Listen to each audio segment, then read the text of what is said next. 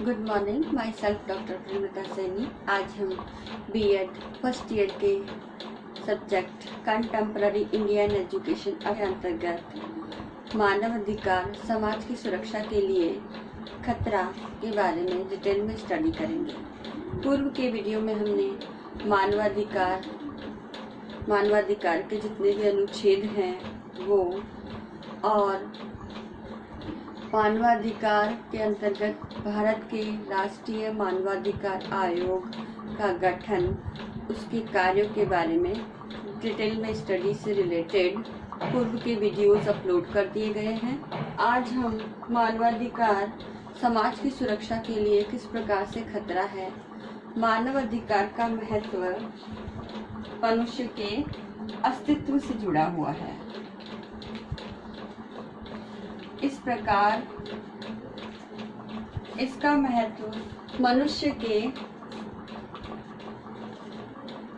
अस्तित्व से जुड़ा होने के कारण मानवाधिकार अपने आप में एक महत्वपूर्ण भूमिका रखते हैं, क्योंकि प्रकृति ने सभी को समान रूप से अधिकार प्रदान किए हैं ताकि वे प्राकृतिक संसाधनों का जो उसे निःशुल्क उपलब्ध है उसमें किसी प्रकार का कुछ देय नहीं होता व्यक्ति के द्वारा। तो इन अधिकारों को जो उनके विकास के लिए, उनके जीवन यापन के लिए आवश्यक है, उनका होना मनुष्य के अस्तित्व को ध्यान में रखते हुए बहुत ही महत्वपूर्ण है। तो अधिकार विशेष रूप से व्यक्तियों के लिए उनके सामाजिक, आर्थिक, राजनीतिक,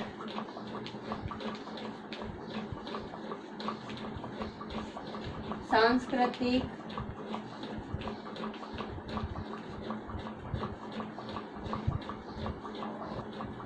आध्यात्मिक,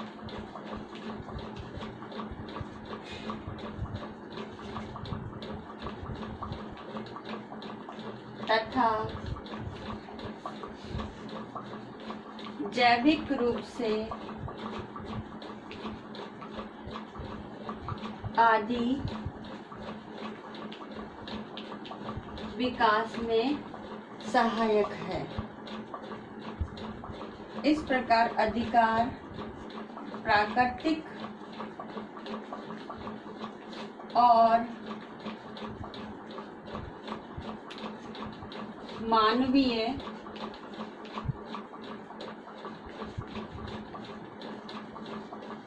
व्यवस्था है। इस प्रकार हम कह सकते हैं कि जो अधिकार है जो मनुष्य को प्रदान किए गए हैं वह प्राकृतिक रूप से और मानवीय रूप से एक ऐसी व्यवस्था है जो व्यक्ति के सामाजिक, आर्थिक, राजनीतिक, सांस्कृतिक, आध्यात्मिक तथा जैविक आदि विकास में सहायक सिद्ध होती है। अधिकारों के संबंध में हैरोल्ड लास्की ने एक डेफिनेशन दी है, वो इस प्रकार है कि अधिकार एक ऐसी व्यवस्था है जिसके अभाव में सामान्यतः कोई भी व्यक्ति अपने व्यक्तित्व का विकास नहीं कर सकता। यानी व्यक्तित्व के विकास के लिए व्यक्ति को पूर्ण रूप से स्वतंत्रता प्रदान की जानी चाहिए ताकि वह स्वतंत्रता पूर्वक अपने सभी दायित्वों को पूर्ण करते हुए अपना सामाजिक, आर्थिक, राजनीतिक, नैतिक, आध्यात्मिक, जैविक तथा अपने इस समस्त व्यक्तित्व के जितने भी पहलू हैं उन सब का विकास कर सके। इसके लिए उसे अधिकार प्रदान किए जाने आवश्यक है। इस प्रकार व्यक्ति की मूलभूत आवश्यकता है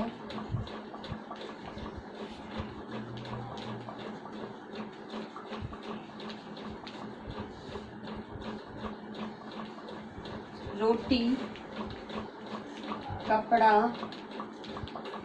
और मकान। ये तीन मूलभूत आवश्यकताओं के आधार पर ही व्यक्ति समाज में सरवाइव करता है और अपना जीवन निर्वाह करता है, और इनके लिए जो भी कार्य उसे करने हैं उसके लिए उसे पूर्ण स्वतंत्रता, पूर्ण अधिकार होने चाहिए तभी वे व्यक्ति समाज में रहकर अपने परिवार का भरण पोषण भी कर सकता है और अपना विकास भी कर सकता है। मूलभूत आवश्यकताएं व्यक्ति की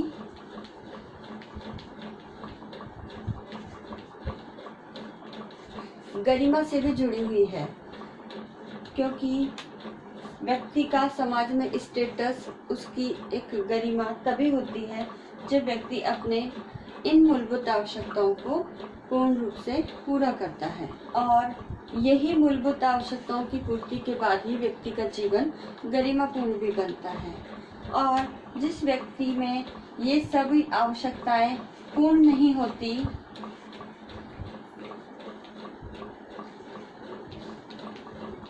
ये जो उपरोक्त आवश्यकताएं हैं वो पूर्ण नहीं होती, तो उसे एक भय, भूख तथा गरिमाहीन, जिसका समाज में कोई भी प्रकार का स्टेटस नहीं है, कोई सम्मान नहीं करता, कोई नहीं पूछता, इट्स ऑल आर व्यक्ति का सेल्फ रेस्पेक्ट है। तो अगर व्यक्ति इन आवश्यकताओं को पूर्ण नहीं कर सकता तो उसका जीवन भययुक्त होता है, भूखमय होता है, क्योंकि गरीबी होती है, अपना और अपने परिवार का भरण पोषण नहीं कर सकता, साथ ही गरिमाहीन जीवन से समाज में व्यतीत करना पड़ता है। तो इस प्रकार हम कह सकते हैं कि मानव को अपने समाज में अधिकार ही एक ऐसी सोच है, विचारधारा है या पहलू है जो व्यक्ति के जीवन में उपरोक्त आवश्यकताओं की पूर्ति करते हुए व्यक्ति के जीवन को भय मुक्त बनाती है, भूख मुक्त बनाती है और गरिमापूर्ण बनाती है। मानव को अपने जीवन को एक आदर्श, एक अच्छा गरिमा युक्त जीवन पूर्ण जीने के लिए अधिकारों का होना आवश्यक है। लेकिन वर्तमान समय में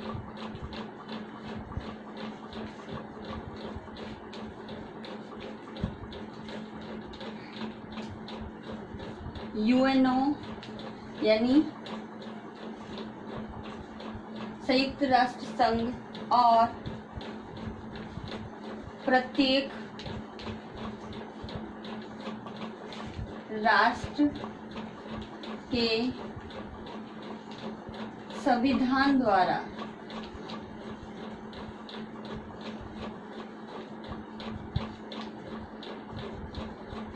व्यक्तियों को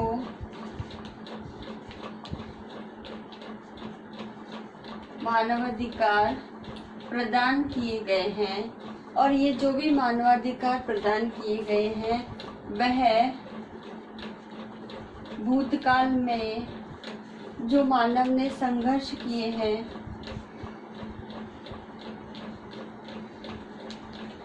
उन्हीं संघर्षों का परिणाम है।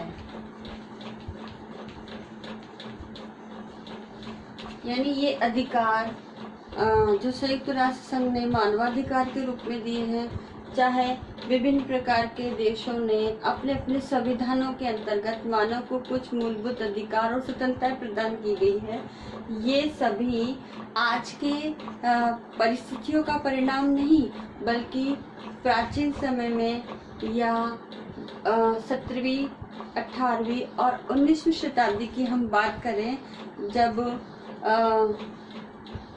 पुनर्जागरण काल आया, उस समय जो लोगों ने अपने अधिकारों की प्राप्ति, अपनी स्वतंत्रता की प्राप्ति के लिए जितनी भी क्रांतियां की है, संघर्ष किए हैं, जिसमें 1857 की क्रांति भारत में, फ्रांस में, इंग्लैंड में, अमेरिका में, रूस में जारशाही जो शासक था उसके प्रति जो क्रांति हुई है, और इंग्लैंड में औद्योगिक क्रांति, उत्पादन अधिक होने के कारण जो हुई है, लेकिन जो लेबर क्लास थी उसको उसका पूर्ण रूप से जो प्रतिफल मिलना चाहिए वो नहीं मिला। इसी प्रकार रूस में साम्यवादी क्रांति, तो ये सभी जो क्रांति हुई है, संघर्ष हुआ है, इसी के परिणाम स्वरूप आज विभिन्न देशों ने अपने देश के नागरिकों के लिए अधिकारों का प्रयोजन किया है। मानवाधिकार मनुष्य की प्रकृति के मूल में निहित है क्योंकि स्वतंत्र शुरू से ही जब बच्चा जन्म लेता है तभी से उसे कुछ अधिकार निश्चित रूप से ही प्राप्त हो जाते हैं। राष्ट्र द्वारा या किसी समाज द्वारा या अंतर्राष्ट्रीय स्तर पर किसी दूसरे के अधिकारों का जब हम हनन करते हैं तो उसका परिणाम ही ये होता है कि या तो युद्ध होते हैं या क्रांतियां होती हैं। लेकिन वर्तमान समय में जब से संयुक्त राष्ट्र संघ 1945 में गठित हुआ है और मानवाधिकारों का ये जो कंसेप्ट 1948 के अंतर्गत आया है, से ही विभिन्न देशों ने अपने क्षेत्रों में रहकर मर्यादित रूप से अपने कर्तव्यों का पालन करने के लिए कई प्रकार के प्राकृतिक संसाधनों को लेकर चाहे मानवीय संसाधनों को लेकर कुछ मैत्री, समझौते और संधियां स्थापित की है ताकि समस्त विश्व की सामाजिक अर्थव्यवस्था, आर्थिक अर्थव्यवस्था और राजनीतिक अर्थव्यवस्था निश्चित रूप से चलती रहे। आज हर व्यक्ति, चाहे वो किसी भी देश का नागरिक हो, वह व्यक्ति अपने अधिकार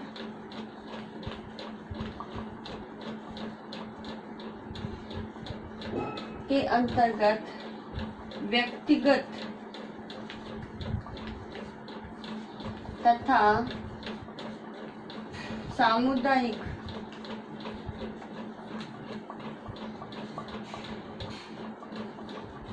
रूप से जो भी मूल्य है,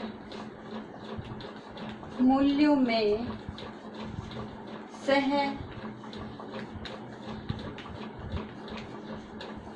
सहभागिता चाहता है।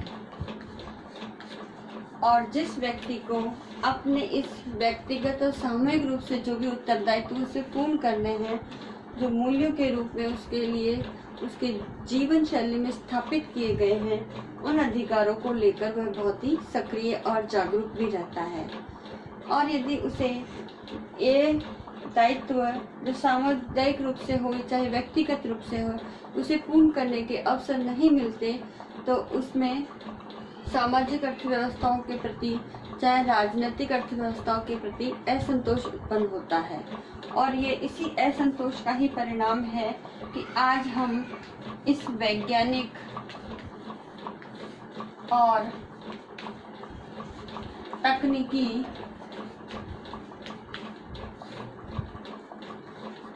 विकास के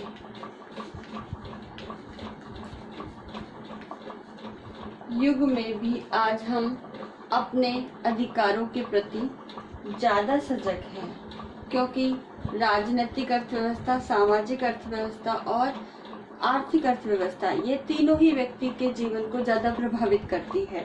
और इन तीनों अर्थव्यवस्थाओं का कारण ही है कि आज हमारे देश में वैज्ञानिक तकनीकी और सूचना और संप्रेषण तकनीकी, एक ICT भी हम और इन्वॉल्व कर सकते हैं, क्योंकि सूचना और संप्रेषण तकनीकी ने भी इन समस्त विकास में भी अपना महत्वपूर्ण योगदान दिया है। तो इस तकनीकी के युग में आज जहां मानव जीवन एक आरामदायक तथा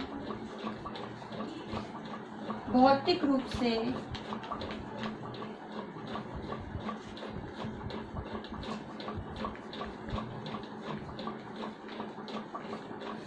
संपन्न जीवन जीने की शैली व्यक्तियों को प्रोवाइड कर रहा है, वहीं दूसरी ओर आज परमाणुवाद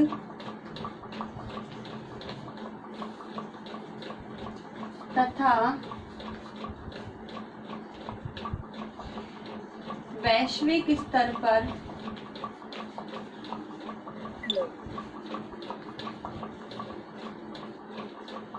ग्रह युद्धों की स्थिति भी हर एक देश के अंदर बनी रहती है। और इसी वैश्विक स्तर पर सभी देशों में आपसी झगड़े, युद्ध, इस प्रकार की स्थिति का मेन कारण है कि व्यक्ति ने अपने अधिकारों का गलत तरीके से उपयोग किया है। और उसी का दुष्परिणाम आज ये भी है कि आज संसार में सभी राष्ट्र अपने स्तर पर अपने आप को परमाणु संपन्न घोषित करने का प्रयास कर रहे हैं। और हर आने वाले कई सालों में इतने सारे परमाणु परीक्षण किए गए हैं जो कि उनके शक्ति संपन्नता का द्योतक है। और इस प्रक्रिया ने मानव के अधिकारों का हनन करने का एक भययुक्त वातावरण समूची वैश्विक व्यवस्था के अंतर्गत उत्पन्न कर दिया है। और वर्तमान समय में समूचे विश्व की सभी व्यवस्थाओं ने 2 विश्व युद्धों को झेल लिया है।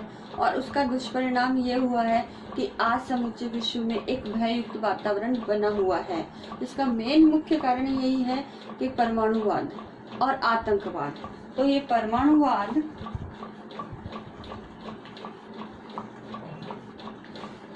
तथा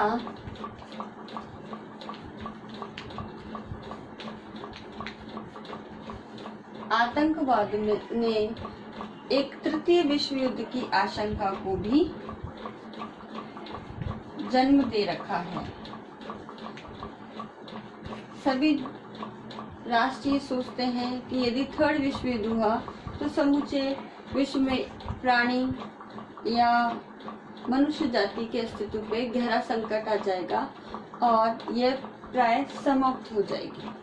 तो इस डर से, इस भययुक्त वातावरण से सभी ने अपने अपने स्तर पर कई देशों ने मिलकर संयुक्त राष्ट्र संघ में परमाणु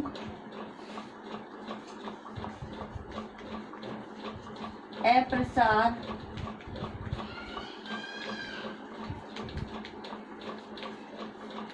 संधि को बनाया है ताकि इस परमाणु अप्रसार संधि के बावजूद भी आज समस्त विश्व के देश परमाणुवाद में संलग्न है, अर्थात परमाणु का प्रसार करते ही जा रहे हैं, जिससे समूचे विश्व के लेवल पर एक भययुक्त वातावरण निर्मित हो चुका है। लेकिन ये परमाणु प्रसार संधि भी ज़्यादा प्रभावी नहीं है, क्योंकि समस्त विश्व के देश आज परमाणु के जितने भी है अधिक से अधिक आविष्कार करते जा रहे हैं। इसका एक दुष्परिणाम वर्तमान समय में कोरोना पैंडेमिक भी एक जैविक हथियार ही है, जो एक तरह से इस संधि का उल्लंघन ही है। तो अतः हम कह सकते हैं कि जो मानवाधिकार है वह समाज को या वैश्विक समाज की सुरक्षा के लिए एक खतरा भी उत्पन्न कर रहे हैं। विभिन्न राष्ट्र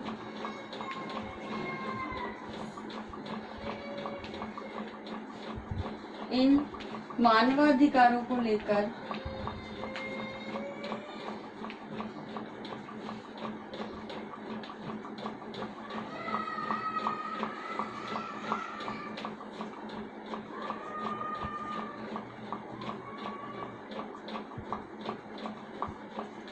सभी राष्ट्रों में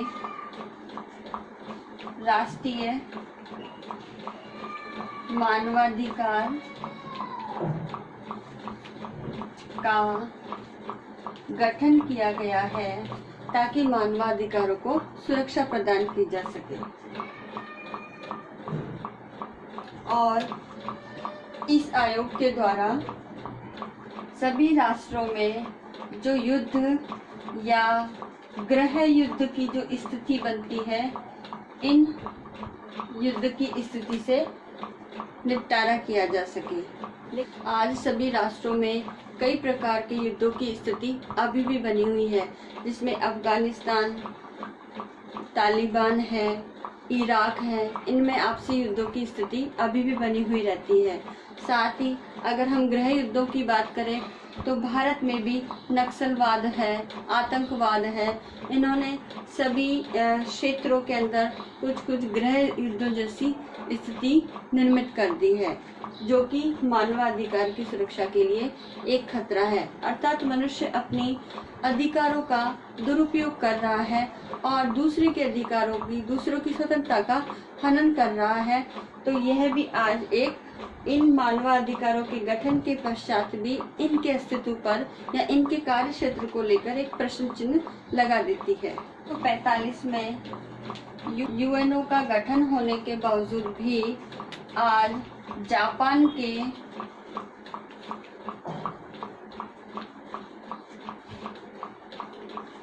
हिरोशिमा और नागासाकी पर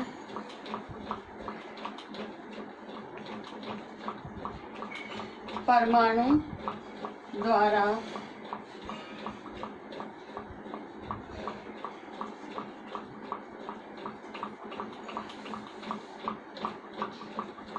परमाणु बम का विस्फोट किया गया, जो यूएसए अर्थात संयुक्त राज्य अमेरिका द्वारा किया गया। तो यह भी संयुक्त राष्ट्र संघ के मानवाधिकारों के गठन होने के बाद जो समूचे विश्व के देशों के लिए लागू किए गए, उनके बावजूद भी संयुक्त राज्य अमेरिका द्वारा जापान के इन राज्यों पर परमाणु बम विस्फोट किया गया, जो कि मानवाधिकारों का साफ ही हनन दिखा। तो यह भी मानवाधिकार जो कि यूएसए को जो प्रदान किए गए, उसने अपना मिसयूज किया और ये युद्ध या ये स्थिति इस का दुष्परिणाम है। आज मानवाधिकारों को लेकर विभिन्न विषयों नॉर्मल रूप पे सोशल साइंस और ह्यूमैनिटीज के जितने भी सब्जेक्ट है, उन सभी विषयों में मानवाधिकारों को लेकर के एक टॉपिक निर्धारित किया गया है, जो सभी के इन पाठ्यक्रमों में पढ़ाया जाता है, ताकि भावी पीढ़ी इन मानवाधिकारों के बारे में अवेयर रह सके और अपने अधिकारों का उपभोग कर सके, और साथ ही इस प्रकार से उपभोग करे ताकि दूसरे के अधिकारों का हनन न हो, ताकि जागरूक रहकर वह एक सक्रिय देश के नागरिक की भूमिका भी अदा कर सके। आज राष्ट्रीय स्तर पर सरकार द्वारा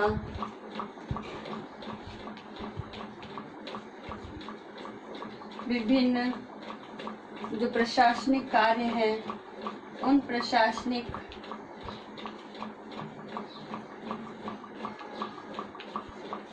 कार्यों की पूर्ति के लिए आज भी मनुष्य के जो अधिकार है,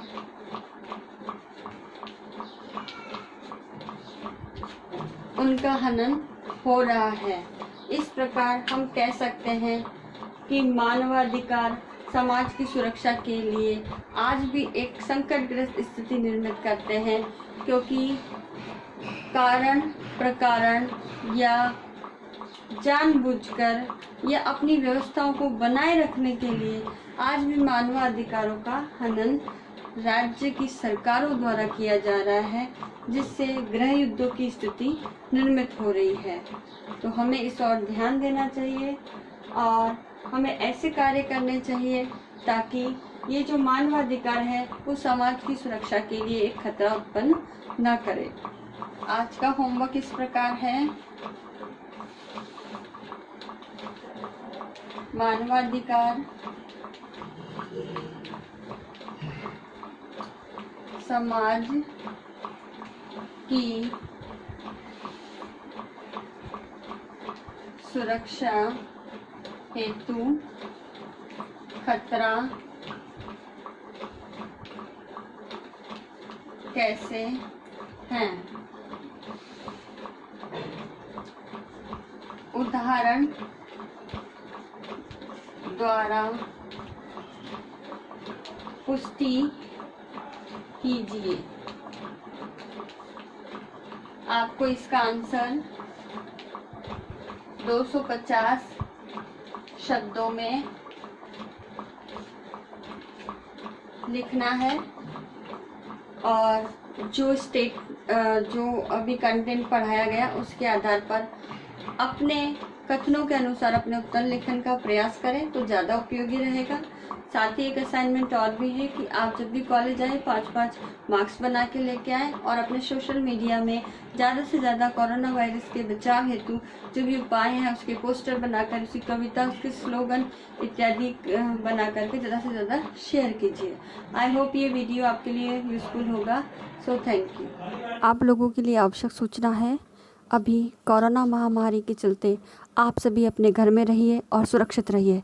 इसके लिए बचाव के कुछ उपाय हैं कि अपने हाथों को 20 सेकंड तक साबुन से धोएं, खांसते और छींकते समय टिश्यू पेपर का इस्तेमाल करें, मुंह पर मास्क लगा के रखें, सैनिटाइज़र से हाथ को साफ़ करते रहें, अंडा मांस अच्छी तरह से पकाकर खाएं, बुखार या खांसी होने पर डॉक्टर की सलाह लें, जंगली जानवरों के संपर्क में ना आए, बीमार लोगों से दूर रहें, लोगों से हाथ ना मिलाएं और बिना हाथ धोए आँख, नाक, मुंह आदि को न छुएं।